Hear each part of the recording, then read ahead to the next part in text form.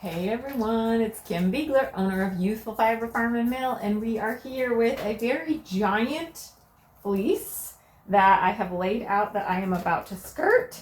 And so that's where we're going to start this episode. It's been a while since I skirted, so let's do some skirting. I talk a lot about wool, owning a wool mill, having sheep, hand spinning, knitting, yarn, all of those things, and we're farmers, so that comes into play. Anyway, I just talk a lot about wool and ag in general. And welcome if you're new. If you're coming back, thank you for coming back. And let's talk about some wool. I always like to start by just mentioning that the Youthful community, both in person and online, is an inclusive community, meaning that all genders, all gender identities, all colors of skin, all religions, all socioeconomic backgrounds, everybody is welcome here. We are all equal, and that is the vibe that we've got at Ewethful and in this community, which is amazing. So that said, let's talk about some wool.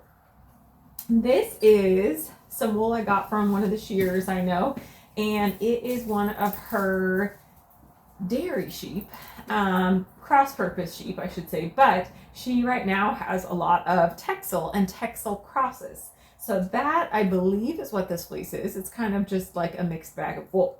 It is a very large fleece. As you can see, it's taking up a majority of my skirting table, which, for those of you that have been around a while, I want you to notice that the skirting table has a lot of space on it. There's wool packed here, semi-organized, and I've got another wool space over by my car, and in my shop there's wool, and at the mill there's wool, but that's all pretty organized wool. So hopefully you could see me, and I didn't just cut my head off during that filming, but I'm gonna pull you in closer now so that you can see this fleece a little bit better. And I've got it laid out because these are more for dairy and a lot of times for meat. They're going to be a little bit rougher fleeces, which I thought would be a great example for skirting. So here is the first chunk that I am going to pull off. I love it because it has these different colors to it, but you can kind of see how there is some nice lock structure, and then it starts to just like jumble up right in there,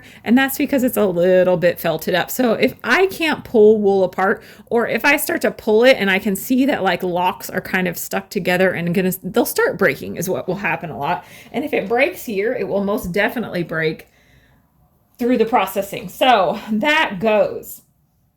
And now I just start laying it out. And I am not like, I've mentioned this before when I skirt, I don't say you need to know where the head is. You need to know like where those parts were on the fleece. Just get the fleece out, preferably on something. I think you can see that I have got, I'll put you down so you can see for a minute. It's like a chicken wire.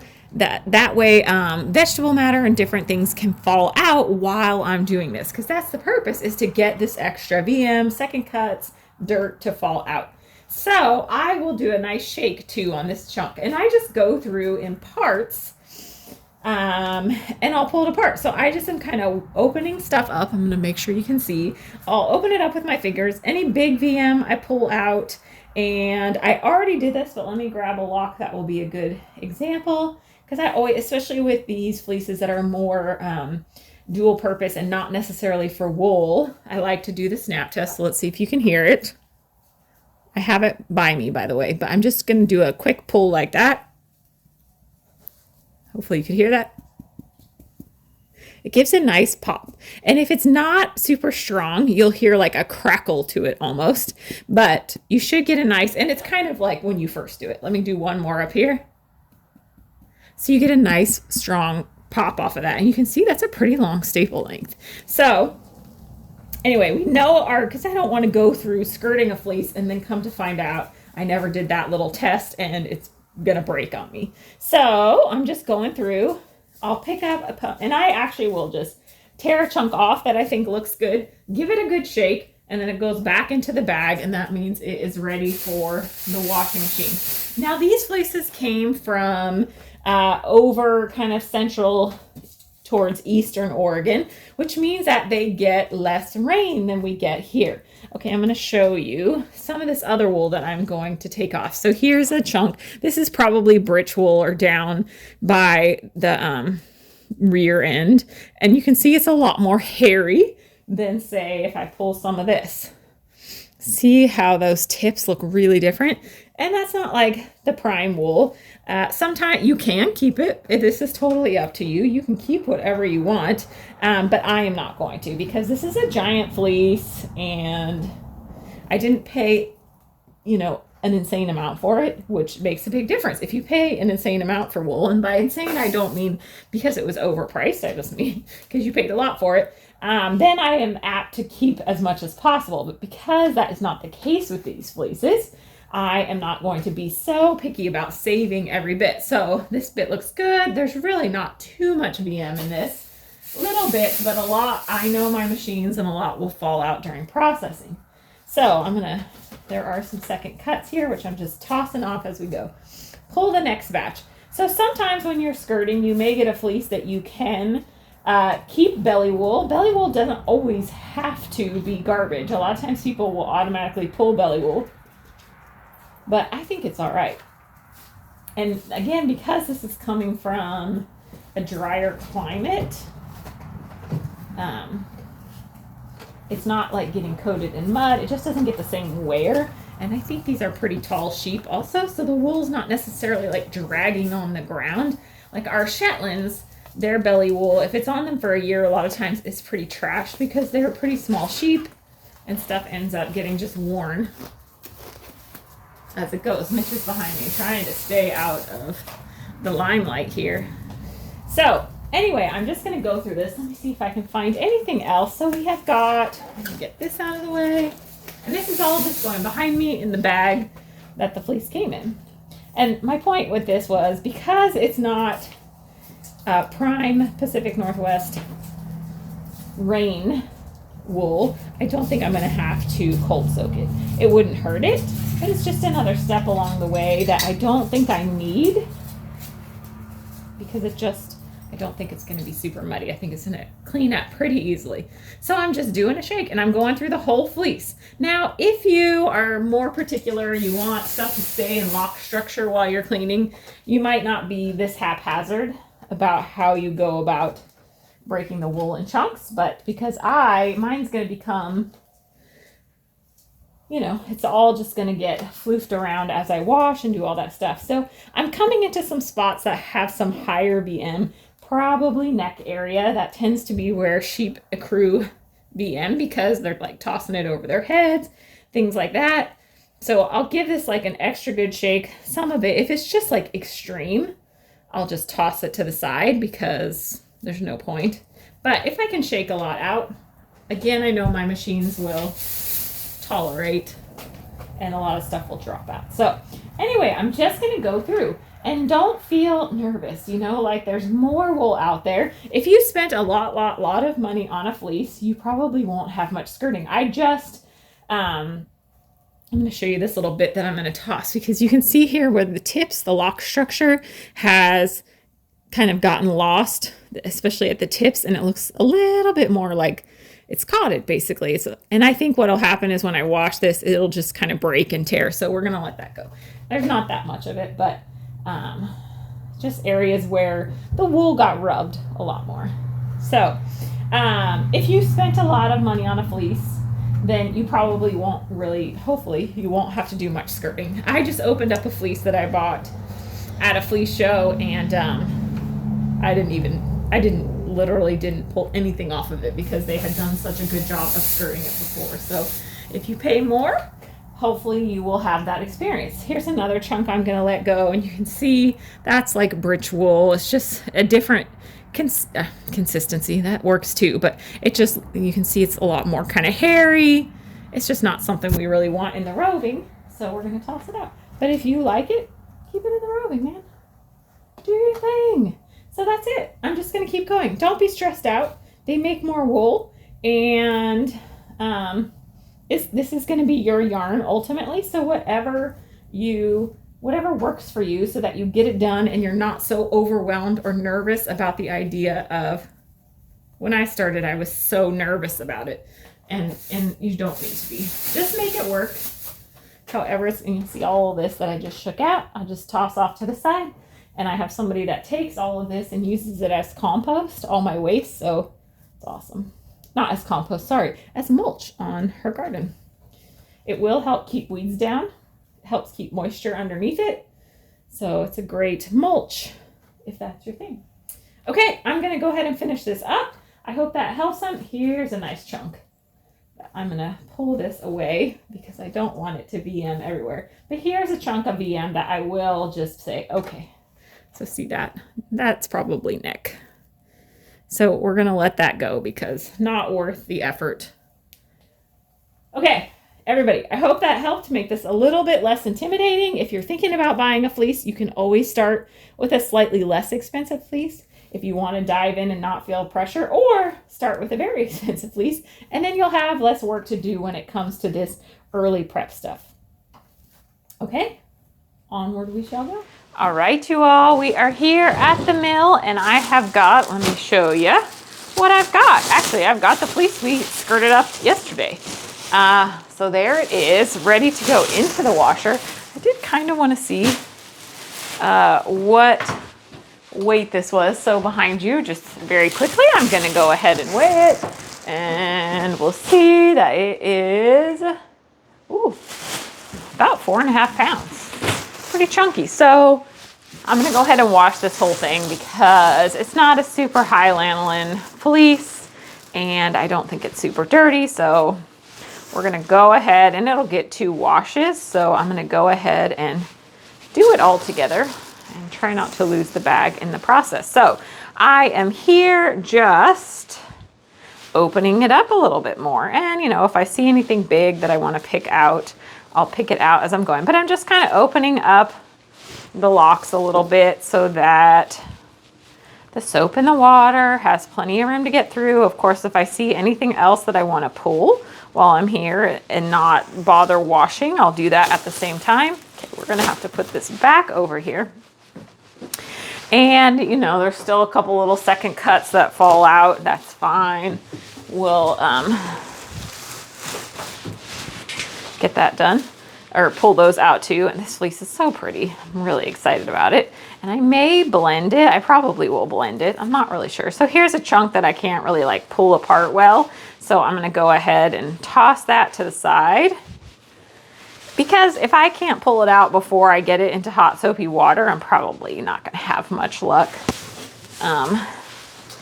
getting it after it's washed to open up. A lot of times it'll just kind of felt up on itself, even without much agitation or anything. So sometimes it can be the opposite. Sometimes stuff will loosen up once you get some of that dirt and stuff out, but other times it can do the opposite, and then other fibers that are by it will say, hey, let me jump into your felted mess. So I'd like to avoid that.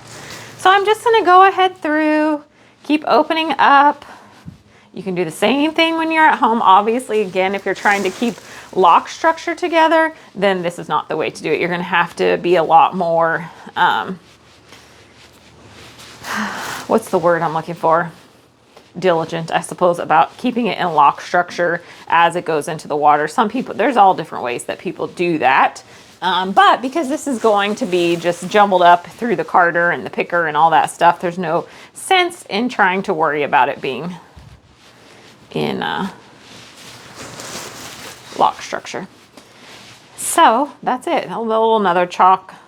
That's not. We're just gonna let it go. So I'm gonna finish this up, and I will. I'll let you see when it beeps, so we can kind of push it down, and you can see that. I think a lot of times this is like neck fiber. Neck fiber tends to be some of the finest fiber on a sheep, but it also gets a lot of abuse, right, from hay and rubbing and other things. So it tends to also be NBM, a spot that you end up having to junk quite a bit. But okay, I'm gonna go ahead and finish getting this fleece in, let the soap and water fill, and then I'll show you what it looks like when the machine beeps. Okay, that is our beeper telling us that it is time. I'm gonna move you over here. Let's see what we look like. Here is our big steamy pile of wool. And not too bad on the dirt factor, I'd say. Watching my microphone so that it doesn't. So all I'm doing here is giving it a nice little turn over. And then, hopefully you can see all right, I'm not in the way too much. and then making sure everything is pushed down, because the wool will kind of sit on top if it's not pushed down, just the way this washer works. So you want to make sure your wool is submerged under the water, right? So it can get all the good stuff and get clean. And this has got some dirty water, but nothing too crazy. So kind of what I figured, given where this fiber comes from. So we're going to close her up and let her finish her magic. And actually, I don't know if I ever showed you all. I don't think I have, and it may show up in carding tomorrow. I'm not sure, or today, it doesn't matter. You guys are watching it on the same day. But here's that llama all washed up from, I think last episode we washed this. And I may actually blend it with the wool that's in the washer right now. I think it would be so pretty, and it would kind of level out some of those sun-kissed tips by adding this dark back into it. So we'll see if that's what happens. I have a feeling that's what's gonna happen. Next up over on the picker is going to be a lovely, not Shetland, a lovely Icelandic fleece. And I think we washed this up on an episode recently. I've got to do a nice clean on my picker before I can get this going, but hopefully I'll get it going today. So here is this Icelandic, and that'll go into the picker today. Beautiful. Okay, onward we go. All right, you all, we are back at the picker, and I did a nice clean on it.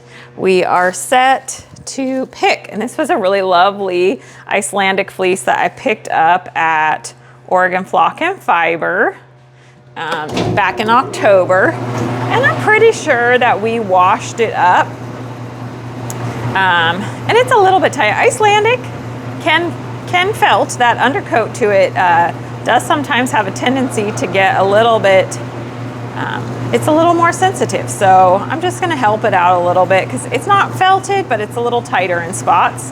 Nothing too crazy. And for those of you that are listening to the audio version of that, this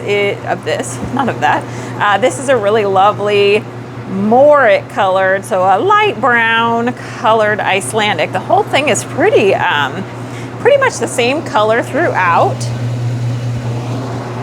So this would be a really nice fleece. You could do all sorts of things with it, but you could definitely just spin like a lopey yarn out of it on your wheel, and it would be a nice fast spin.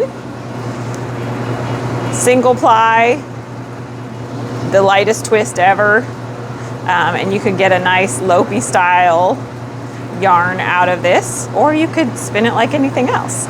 So here I've got a nice spot that is a little bit tight. I'm going to pull it to the side so we can keep up with the machine, and we'll get back to it. A lot of times, if I can just, if you start to pull and it's tugging, I tend to then like try to pull from the other direction, because a lot of times that'll just open it right up. But the picker can only do so much. So if it gets a chunk that is just not going to open up, it's just going to send it through without opening it up. So that's why I try to help when needed. When I'm doing like a Romney fleece, it really doesn't need my help. But here's another chunk, and I can also catch it if I'm like, okay, that's felted and it's just not going to open up. Then I'll yank it and toss it to the side. So, and the picker's job, for those of you that are brand new, is basically to do what I'm doing on a bigger scale, because it's got big old teeth in there that, as the fiber is picked up through these rollers, it then opens up the locks with the big sharp metal teeth in there. So I am going to move you all over to the other side so that you can see how this looks coming out, how much more open it is. This is all feeling pretty nice. It's just spots here and there. If you wash a fleece at home and you get a little bit of felting, don't drive yourself too crazy about it. Let me let you see what it looks like coming in here. So you can see that big drum in there has nice metal teeth on it. And here it is getting blown out the other side into my fancy shower, which just helps contain it from being blown all over the universe.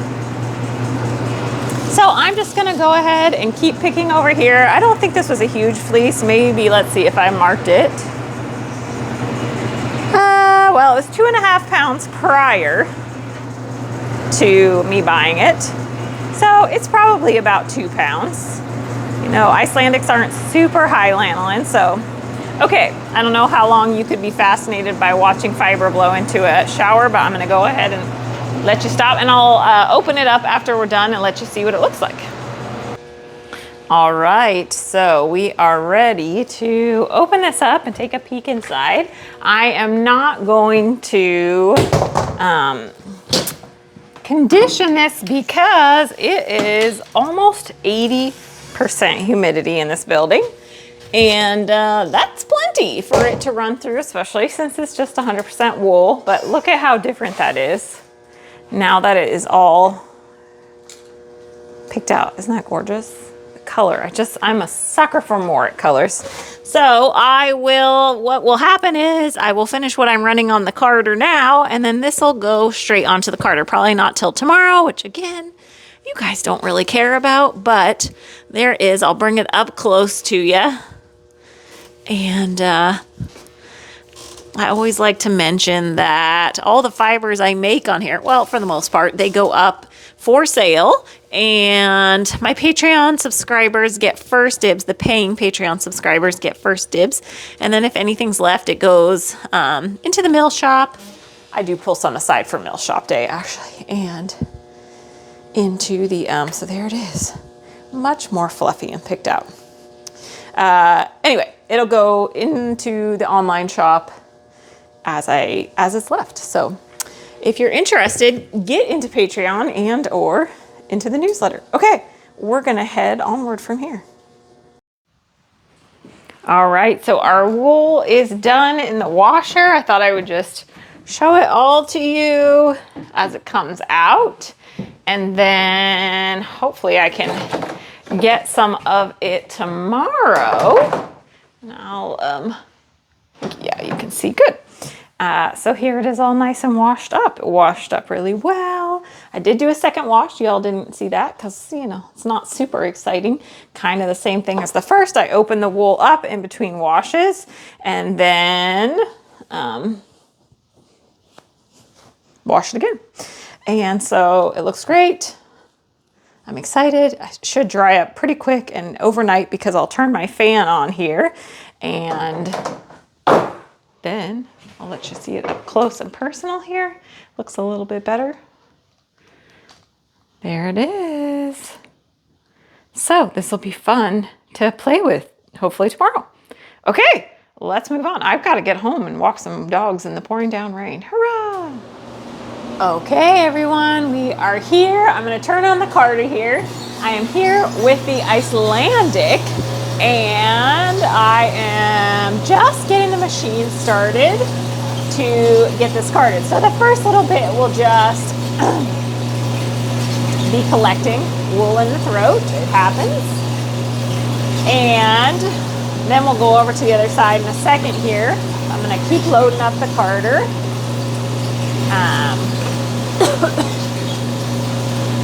And we'll see what this looks like. I'm excited to get this fleece parted up and to spin it, because now I've got it stuck in my head that this would make a beautiful just singles. I am not very good, not that I'm not good at spinning singles, it just is not, I never think to just leave things in singles when I'm hand spinning. So this would be a really good fiber for doing that. So I'm excited to do an example for you all of what this could look like. So I'm just putting it on the carder, making sure it's as even as it can be so it'll make for an even roving. And let's go over, hoping my microphone doesn't die while we're recording this. But here it is, starting to come off the carder. So I am going to stop it and catch some of that web there. And as usual, go ahead and pull up. Sorry, you can't see very well, can you? Pull up what's on the ground and toss it back in. And I'll go ahead and get this roving started up. I think what I'll do is put you all the way down. We've done this once before, a very long time ago. and see if you can get a better view of what I'm doing from down there. You may not, because I forgot my tripod doesn't like to go super, super low, but let's see if you're down here what we can do for y'all. And up above, I have just got the roving deck here, my hand's right there, and I'm just gonna go ahead and string this through so you can see this is where my hook is. Probably being up a little bit higher might be nice. So I'm just putting it through the roving deck here, and then we'll attach the fiber to one end of it, which I'm hoping you'll be able to see. I'm not so sure if you will or not, but I'm just gonna grab the webbing here. So I've got a nice little handful, and then close this. Sorry you all if I'll try to edit this a little bit. I don't know if it'll make a difference. Okay, so I've got a nice little handful, and I'm just wrapping it because there's a hook on the end there so that I can pull and that the fiber doesn't come off is the goal, because you want the hook to bring the fiber. Whoop. Okay, so there you can see. I had to do some editing to get it so you could see that, but there it is, the hook. The fiber is stuck to the hook there, which will then pull it through that hole into the roving deck. So now I'm gonna get this hooked up, and we'll see if I got enough fiber on that hook that it'll actually stay connected. Sometimes you lose the fiber, you've just got to start over with reconnecting, but get the machine all set up. Put you down here at the end so you can see the fiber coming out, and let's see if I have succeeded. Man, I'm messing all up my video here. Okay, let's see. I don't know what I just recorded and what I didn't, but let's see if we make it. Yahoo! Always exciting. So, oops, get back in there. There is our roving coming out. I'm gonna grab a bin here so I can get this collecting. And then, so here it is coming off. Really lovely, looks great.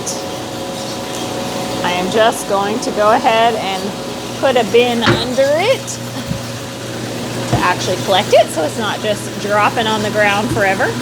And it'll coil it into that nice roving that if you have bought from me before, you'll know so well. And I thought we'll just go pop over. Actually, I don't have the cover on so you can really see it in action right now.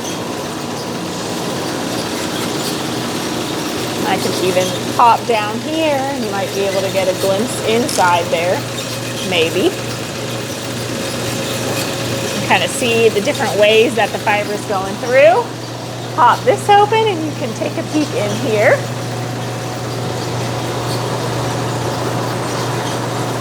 And one last glimpse up front as the fiber is going in. So, hurrah, we're going to take a little bit of this and I'll spin a little bit so we can see. There it is. Looking good. Okay, sorry about all the crazy footage. Onward to some spinning we shall go. All right, everybody, I am sitting actually in the back of the mill. I set this space up for the class we had this weekend. We had a learn to crochet class and I set up this whole space in the back of the mill. You probably can't see me very well, but that's okay. I wanted to just show a different angle. So this is an Ashford traditional.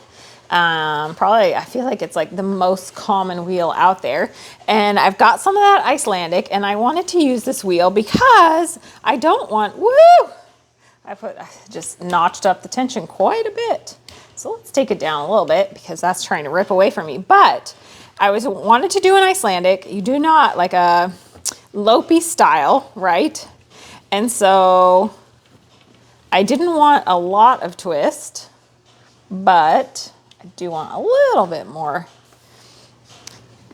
And you can also see how it takes me a minute to adjust when I'm spinning, but I don't want a lot of twist, but I want enough twist, right? So that and I wanted it a slightly heavier yarn so that it's not, if I was gonna leave this as a single, so the adjustments to the wheel would be increased tension or uptake, right? Scotch tension, so that it will take more fibers at once and make for a heavier weight yarn. And also a little bit less twist, which I can adjust just minimally on this wheel by taking this notch, and I'm not sure which way, I've got to look, but this notch will adjust the mother of all here so that you can lower the tension on the drive band, and that will decrease the twist speed a little bit. So I want a little bit less twist in there. Also, because if I'm going to do a single, I'm not going to be plying it, so I'm not going to take any tension out, or any twist out, not tension. So you want a little bit less twist. You want enough twist to hold it together, but not so much twist that you're fighting that twist. Here we go. Now we're in a rhythm. You don't want to be fighting the twist while you're working with it, right? But you're going to have some twist in it because this is a super lightly spun yarn and you're not taking any twist out. So like I said, could probably use a little, I think I'm getting caught up on my own wheel. This is looking really good though. And I'm spinning it supported long draw. So I'm taking a smidge of air out of it as I go along, but I kind of just wanted you all to see a little bit about how I thought about this, how I would spin it, and then the adjustments I made. And it was adjusting a wheel too, right? Because I know this wheel doesn't put the fastest twist in, which is great when you're trying to do a yarn with a lightweight. Sorry, I'm throwing all my descriptions off as I'm talking and trying to spin, but I'll stop here in a minute and you can see what this yarn is going to look like once I'm done. And of course this would be a really fast spin. It's spinning really lovely. Of course my hands are probably closer than they should be. I'm probably holding a little bit too much here, and then I wouldn't get any lightness on my draft. But hopefully you can see my giraffe far back. I'm hoping I have the camera set up. And look at this, I've already almost got this big chunk that I pulled. So the part of the key to this is really keeping my backhand light, because the staple length is longer in this fleece, and I don't want to be pinching with my backhand too much and not allowing the wheel to take those fibers up. So light twist, higher Scotch tension, and then we're going to get this really lovely yarn. And I'm going to stop. I'm having a hard time stopping you all. I'm going to stop and let you see what this yarn looks like. So let me adjust that camera angle and then we'll say some quick goodbyes too. Okay, so I think you get a good picture of what this yarn is looking like there, and I'll hold some of it up to the camera. But so you can see if I pull back a little bit more, there is going to be some twist in it, but it's not a crazy amount of twist. There it is pulled out. If I let it go, it is going to twist back on itself a bit, but we haven't soaked it yet. So once we take this off, skein it and soak it, it is going to relax. And unless you put zero twist in, you're going to have a little bit of life left in that yarn, but look at how much, it's not anything too tight. So I'm happy with the twist in that. Also, it's going to make for a yarn that you can wear a little bit closer to skin than maybe if you put more twist in it. So that's kind of how I would let me let you see this up on the wheel. That's how I would get to a single with this fiber. And I think it would be really gorgeous. Gosh, wouldn't it be a gorgeous sweater? There's not quite enough of that, but there it is. I love, love, love it. Okay, let me change angles one more time and I'll say goodbye. Okay, and it was just in time for a train to go by. Yes, I am going to keep spinning this for a minute. while I say my goodbyes. It's coming up on Christmas, so I think less and less people have time to watch these videos, but I'll keep going while I have stuff to share. I will be taking some time off around Christmas, so and next week I'll have to share how our spin to knit along is going, because I finally finished my yarn for it. I'm just a couple days late, so that's not bad, and really there's no real late, but we were hoping to cast on our handkerchiefs over the weekend, and lots of people are already done. So, and lots of people are just beginning, so that's okay too. But I thought I'd talk through a little bit how I got to the fingering weight yarn that we were trying to get to for the pattern, and talk a little bit about the pattern as I started. So that'll be fun. All right, everyone. I hope you learned something about wool in this episode. Gosh, I really hope you did, or about hand spinning, or maybe it inspired you to learn to hand spin. I do have registration open for a Learn to Spin on a Spinning Wheel class. It starts January 10th, and I have kind of set it up so that if you're coming into town for it, you can come back, you can come in Saturday for the class and do a follow-up the next Sunday and then go home. Or if you're local, you can come Saturday for the class and then do a follow-up the next Saturday, so you get a little extra spinning time on your own. But if that's something that interests you, head to the website. I'll put a link in the show notes. Joining my Patreon community is another great way to support what I do here on this channel, and also to meet other like-minded fiber enthusiasts, because there are lots of us out there, and we give each other a lot of wonderful tips, feedback, and inspiration in there. So check it out. Link in the show notes, of course. I usually would soapbox right about now. Sometimes I just don't have, I don't know if it's the bandwidth. I just haven't put enough ideas together. And I actually just...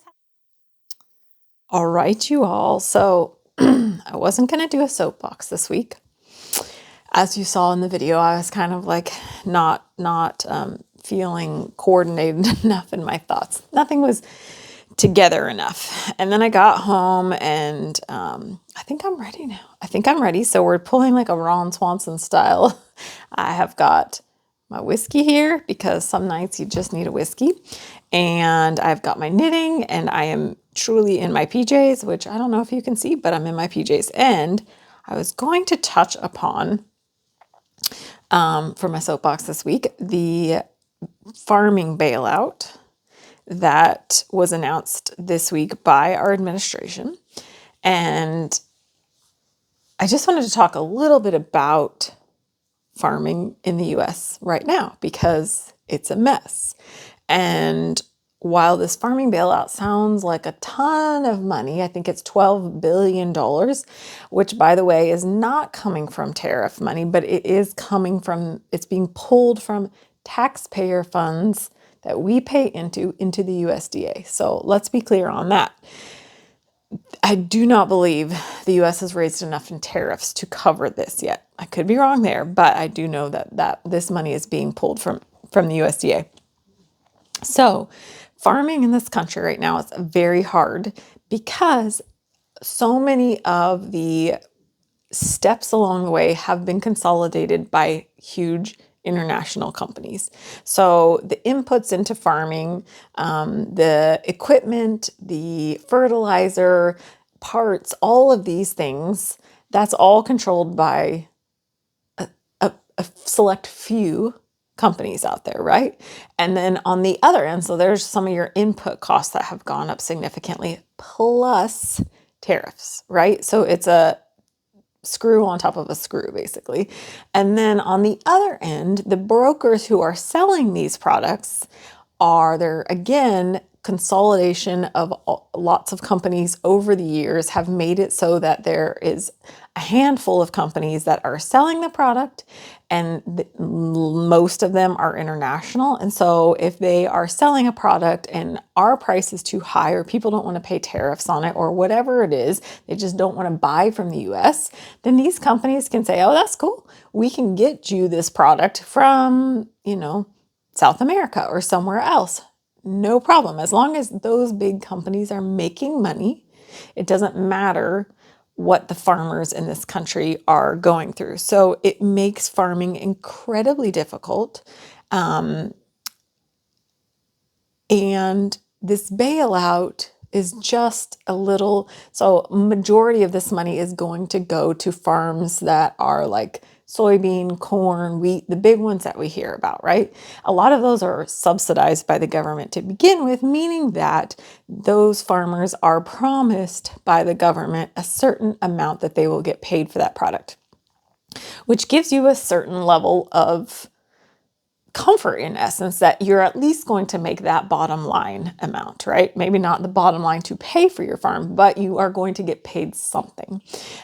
Here where we grow what would be, we are grass seed farmers. A lot of what's grown here in the Pacific Northwest is considered specialty crop. So it's not subsidized. There's a very, very small portion of this bailout that is set aside for specialty crops, and being in blue states, probably a lot of that money is not going to go this way for those that even could potentially qualify. So this is like a way to band-aid a problem that is much deeper, but has been made worse by tariffs. There is no doubt about this. And for a lot, from what I have read, there is you have to be making under a certain amount as a farm, which to the average person would sound like an insane. I think it was 900,000 or something like that a year. Sounds like an insane amount, but in reality, when you look at the input costs into farming, it's not that high of an amount. And also, if you're making under a certain amount, you can apply for a bailout, but it is for, I think, $150,000 is what you can apply for. These are what I've read. These numbers could not be 100% accurate, but regardless, that's not a lot of money in the spectrum of farming. A lot of farms work off of an operating loan every year, and the operating loans are often significantly higher than that minimum that can be achieved in a bailout. So it will sustain some of these smaller farms for maybe another year, but it's not going to fix anything long term. And the reality is that smaller farms, which are still large farms, a lot of them, but smaller farms just can't make ends meet when the inputs and the outputs are controlled by a handful of giant companies trying to make a ridiculous amount of money. So people are making money in ag. Generally speaking, it's not the people growing the product, regardless of what the product is. So I'm not going to in any way say that, I hear a lot of people say, why do farmers vote for Trump? I'm not a farmer that voted for Trump, but when you have a multi-generation, I'm gonna give one little, if you have a multi-generation business of whatever kind, and you are inevitably being taken down by huge companies that are making huge profits off of your business, and you're seeing very little of it, and perhaps not even enough to sustain, you will reach for anything that is potentially going to save you, whether or not the reality is there that it will save you. The person saying the thing that sounds the best is who potentially will win that vote, right? Because you're terrified of losing your livelihood, and maybe not even just your livelihood, but a livelihood that's been in your family for generations that you were hoping that your children would take over, or that your children are planning on taking over. So it's a lifeline when there's no other lifelines. This is in no way, shape, or form condoning voting for this administration, but it is like a reason that some vote the way that they do. So I just wanted to talk a bit about being in the farming industry. And like I said, we are raising a specialty crop. We will not be the ones getting a bailout, and we are not selling stuff. People have asked me, how are you being affected by tariffs? Well, China is one of the biggest buyers of grass seed. Most grass seed is exported out of the country, and people aren't buying it from here. So that's what it's like being a farmer in the United States. And it's not going in the right direction. How's that? And also in this administration, what we're seeing is more consolidation of big companies, right? More mergers. And as that continues to happen in all industries, it screws small business. mean, that's the way it is. So anyway, there is my soapbox with just like a little explanation of like I'm just dangerous enough when it comes to farming. You couldn't ask me specific questions about the farm as far as what we grow, how we do. I mean, I know what we grow. But anyway, I just wanted to give a little deeper explanation into what's going on for farmers in this country. So the bailout will help some. It will help them sustain longer, but it doesn't fix any of the problems that are going on. So that's what there is. There's the soapbox for today. And I will share with you this. I have not shared it with you, but this is my current knit. This is that Casadinho Cardigan. I will put a link in the show notes. I think you can buy it online now. It was in a Lane magazine maybe last year. And I have ripped out about 6 inches of it. And I am now almost back to where I was, basically because these are double elongated stitches, which is the texture in this. And the button band you're knitting at the same time, just in ribbed, and it was very difficult to get the tension right between the double elongated and your standard stitches. Probably it would be easier to have picked up the stitches for the button band later, but we're here now. And basically all I did was, if you're obsessed with this, and you got to go look it up, making sure I was doing my elongated stitches, which is basically just wrapping to make these elongated stitches to make them very loose, so that I had more leeway. And this is a super stretchy bounce back wool, and so it made it a little more difficult. But anyway, that is what I am knitting on here, and I'm about to get to where I was, which was the pockets. So we're going to do that again, but things are going better now, and I know that with a good blocking, this will all even itself out, where before it was absolutely not going to even itself out. So, but I'm obsessed with it. It is so squishy. I am using handspun yarn, South Country Cheviot that I got at Maryland Sheep and Wool, and then processed and handspun and then dyed in skein using Abundant Earth's wool tinctures. So wool dye tinctures. So, and we have those now in my shop. So in the lilac color. Okay. Phew, now I'm going to cut back to earlier and say goodbye. All right, that's where we are. So I think with that, I will end this episode. I hope that you all, until next week, where I will talk about and share my spin to knit along yarn. I hope everybody is having a wonderful holiday season wherever you are. I hope that you stay healthy. I hope that you are kind to everybody around you, because we don't know everybody's story. And our administration is showing zero empathy for anybody that isn't basically a white, wealthy male. So we all can do better. And I know we are all better than that. So be kind to everybody around you. We all deserve each other's empathy and kindness. And of course, make so many pretty things. Until I see you next week, I appreciate you all staying till the end. And don't forget to like, comment, subscribe, all of those things. Thank you so much. Take care.